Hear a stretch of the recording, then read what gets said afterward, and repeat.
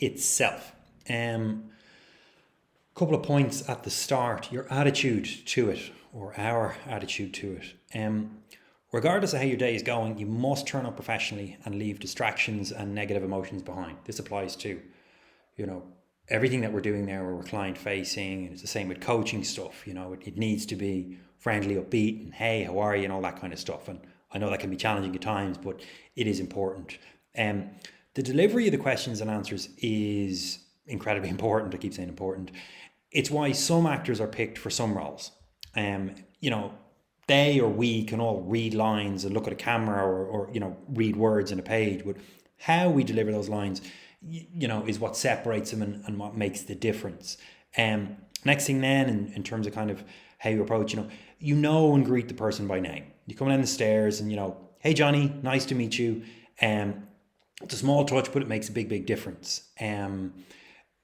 Everything must be prepared in advance and to hand. Okay, so you must not be searching for things in the middle of the process. We've all experienced this.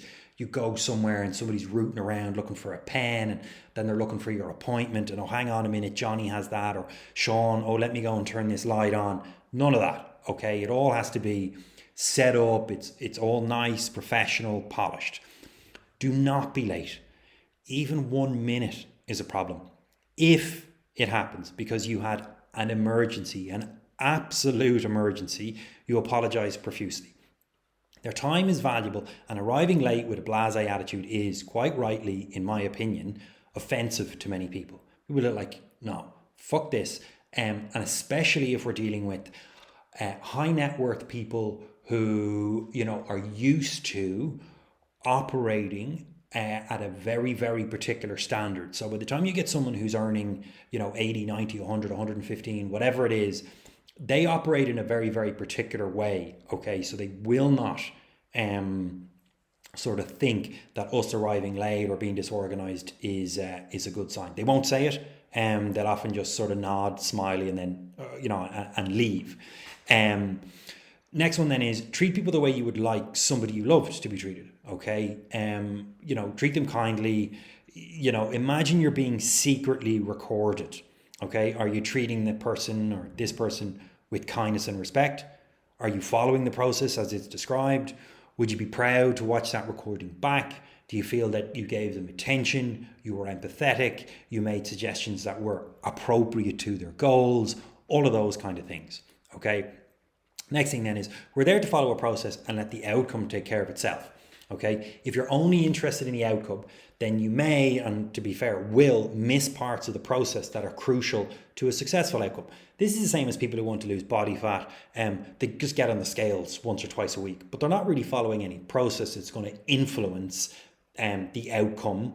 So, they're just kind of wasting their time. So we want to, like we're always talking to clients about, we want to fall in love with a process rather than an outcome. Okay. The next thing then, the space. It's a tidy space that is private and allows them to feel comfortable. There's no clutter. It's peaceful, or as peaceful as it can be, bearing in mind that, there could be classes going on, and it's bright and welcoming. Okay. This is, I suppose, an important point to note. There may come a time when your skill level is high enough, demonstrated by a consistent, exceptionally high closing rate in comparison to your peers and industry standards. Okay. At that point, you may want to adjust and change this process and or offer some helpful advice for the team. Please do, very genuinely, okay? And you get to a point where your skill level is that high, you're outperforming absolutely everybody consistently, you're clearly doing something that the rest of us aren't doing, and we'd all love to know about it. However, unless you've achieved that kind of prowess, follow the process as described. In essence, don't become like that client that feels they can adjust and change a program based on their experience and expertise, in inverted commas, when in reality, they neither have the experience nor the expertise. Okay, so they're just kind of, oh, well, I know best. I'll say this and it might rub people up the wrong way. There's a humility attached to doing that. And in contrast, there's an arrogance to deciding that you're going to do something a completely different way, or you're going to remove pieces of a process when you more than likely don't have again, the skill set and the experience or the expertise to be making calls like that. Okay. Now, on to the intro session itself. So, very simple, name, date. Okay, you just want to know who you're kind of talking to and the date. You typically want to have that written down at the very, very start, okay, before the client comes in, so that you can refer back to it if you get caught off guard, if you've got 2 or 3 of these in a row and you can't remember whether it's Johnny or Sean, okay. And then what we're running them through is a fairly simple process. So, what have you heard about our program? Okay, you want them to answer. I've heard it's really, really hard. I heard it's really, really good. My friend Jenny does it. She says it's great, etc., etc., etc. Okay. Next, what are you hoping we can do for you? Okay. Well, I'd love to lose a little bit of weight, and I'd love to be a little bit fitter, and I'd love to be a little bit healthier. Great. Tell me a little bit more about the weight loss goal. And they say, oh, well, I don't know, a couple of pounds. You go, okay, well, is that 5 pounds, 10 pounds, 15 pounds? What does that look like? Often people are hesitant to hang their hat on a specific goal. Sometimes because they've tried it so many times and it hasn't worked. They don't want to, have that hanging over them. But it's important we get an idea of what it is that they want to do. Okay. You'll also ask a follow-up question around, okay, and tell me a little bit more about the fitness goal. What does fitness mean to you? Because some people, will have a very different definition of fitness, and it's important we understand what they mean. A gymnast's definition of fitness is very, very different to a powerlifter's definition of fitness. It's not that one is right or one is wrong, but it's important we understand what they mean when they say fitness. Okay. Next thing then that we're going to look at is, has a fitness program ever worked for you before? If yes, what was it and why did you stop? Oh, well, I did a super cayenne pepper and honey juice cleanse for 8 days and I lost 14 pounds of fat. Okay. If somebody says something like that, it's important we know that, so we know we have an idea. I know is the wrong term. We have an idea of what it is that we're dealing with. Okay. So you get somebody, I did keto and it was amazing. And, I lost 3 stone and okay. And what happened then? Oh, well, it all came back on. Okay. Now we're not trying to be confrontational or disagreeable with this stuff, but we are trying to get a sense of where they're at and kind of what it is that they have done in the past. Okay, and then why they stopped doing it, because we can then use that information later on to talk about, what is more than likely going to be a much more kind of manageable and much more consistent, and by extension of all of those things, a much more successful approach. Okay, then you're looking at, what are the main things you'd like to achieve with our help? Okay, so, and it's, again, I repeated the question, but you'll find sometimes you ask the question twice, you get a different answer. Okay, so, well, the main thing is I'd love to lose 10 pounds and I'd love to be fitter and healthier. Okay, I have a note in here that I need to put in the look, feel, perform triangle in here. We may look at changing that. We'll see how you guys get on with these questions first. And with the look, feel, perform triangle can be a really, really good way of getting an idea of what someone's priority is. Okay, then you're going to say, tell me more about which one is the bigger priority. Okay, somebody's like, oh, well, I'd love to be fitter and I'd love to fit into my clothes. Okay, well, if you had to choose between both of those, which one is more important to you? Okay, oh, well, fitting into my clothes, or, oh, well, being able to do a pull-up. Okay, great. Okay, then what you're looking at is, when was the last time you could? Okay, so when was the last time you could do a pull-up? I've never done a pull-up before. Okay, amazing. So that'll be a really big achievement. That'll be great. And when was the last time you were 10 or 15 pounds lighter? Oh, well, God, that was my wedding, and that was about 5 years ago. Okay, super. Why are these goals important to you? So why is it important that you fit back into your clothes again? Why is it important that you lose 10 pounds? And then they'll tell you all the reasons. Why is it important that you're able to do a pull-up? Well, I'd like to be stronger and I'd like to be, this, that, and all the rest. Okay, super. How will your life improve when, you've accomplished those goals? Or you can actually repeat it back to them. So how will your life improve when you're 10 or 15 pounds lighter? Sometimes, this can be a little bit American. Sometimes people will struggle to answer that question in Ireland and Europe. So, you can maybe back that one off, a little bit, if they kind of look at you a little bit strangely. Okay. Then you're looking at who other than you would this affect? Okay, oh, well, it would have a big impact on my kids because I'd be fit enough to be able to run around and play with them, or, or whatever it is. Then what you're looking at is, on a scale of 1 to 10, how serious are you about accomplishing your health and fitness goals? They'll generally say something like, a 6 or a 7, or whatever it is, or an 8 or a 9. And you just want to get a sense of where they are, okay? And then what you can do as a follow-up question there is you can say, well, okay, why aren't you a 9 or a 10? Is there something like, I'm unsure myself, I've tried lots of things in the past and they didn't work, etc., etc. Okay? Then we're going to look at, what, if anything, could hold you back from achieving your goals? I'm super, super busy with work, I've got 3 kids, yada, yada, yada. Okay, great. And you're going to take a note of all this stuff.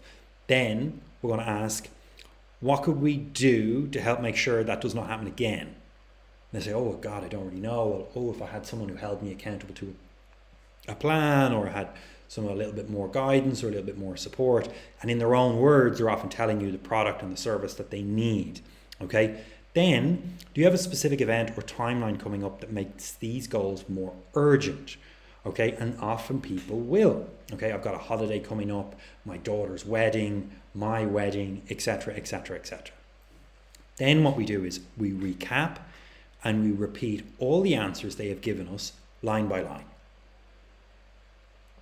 So what that means is we go through it from start to finish. So we go, okay, Johnny, so let's just have a recap and make sure I kind of understand everything you've said to me. So what you're hoping to do is you're hoping to tone up and lose a little bit of fat. You've done a couple of programs in the past and they kind of worked, but they sort of stopped working because they were unsustainable. The main thing you'd like to achieve with our help is lose around about 10 pounds. And you'd like to be a lot stronger. Of those 2 goals, your biggest priority is to lose the 10 pounds. And the last time you were 10 pounds lighter was 3 years ago. It's important for you to achieve those goals because the goals that they've given you, and your life will improve. And the way your life will improve is, you'll feel lighter on your feet, you'll have a wardrobe of clothes you can fit back into, etc., etc. Achieving that goal will also have a very positive impact on, your family and your children. You're about an 8 out of 10 in terms of a priority, in terms of, how important this is to you. And the main thing that you think that's going to hold you back from achieving your goals, or could hold you back, is, a kind of an inconsistency with turning up to the training and an inconsistency with diet. And we figured out that, what might help you with that is having some extra accountability. You don't really have a timeline at the moment. For achieving these goals, but we'd like to set one anyway, just so that we have some kind of targets. Does that sound like a kind of a decent assessment? And they'll often go, oh yeah, that does. Really important here, adults are very rarely listened to, okay? Particularly, adults who have kids and a job and a career, they're often, just kind of dealing with stuff all the time. So to have somebody actively listen to them and then show that they've listened to them by repeating it back to them is often really, really helpful. Then what we do is we do an in-body and we run them through the results, okay? This is super important. Pay particular attention to language on how the scan, so the in-body, this machine, this software, okay, is recommending that we lose 8 pounds of fat and we gain 4 pounds of muscle, okay? And then you reassure them that with the right plan and with our plan, it's very, very doable and very, very achievable. Okay. Then what you do is you'll give them a very quick example.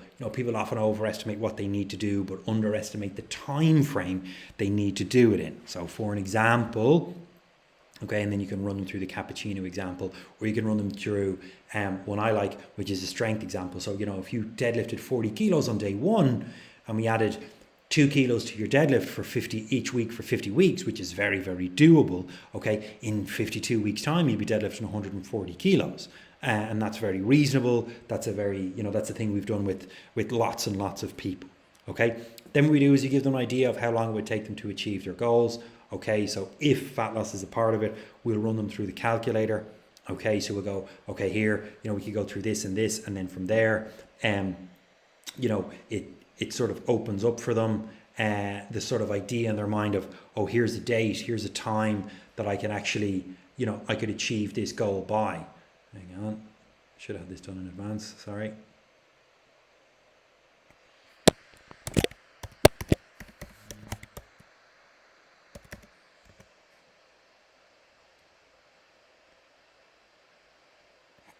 So here's an example, okay? So we're going to have, a gentleman who's with us. He is, let's just say for argument's sake, apologies, very patchy internet. He is 90 kilos, okay, and we've set a fat loss goal, and we'll just leave it as it is, that it's 6 kilos, okay? Today's date, okay, it'll automatically do today's date for you, okay? So today's date is the 26th of April, okay? So pretty easy with an approach in terms of fat loss goal, okay? Would take him 67 days.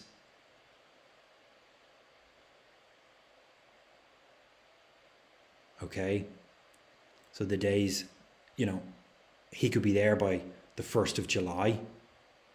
Okay, and then his sustained goal, so the same length of time again, will be the 6th of September. So you're like, hey, look, Johnny, based on our tools here, with some nutrition guidance and some accountability to a plan, I'd like to see you hit your goal by, very early July, and then also sustain that goal up until the 6th of September. And then from there, we've got back to a lovely sort of point where that is your kind of new normal in terms of body composition and kind of body weight. How does that sound? And they'll be like, oh, that sounds great. Okay, cool.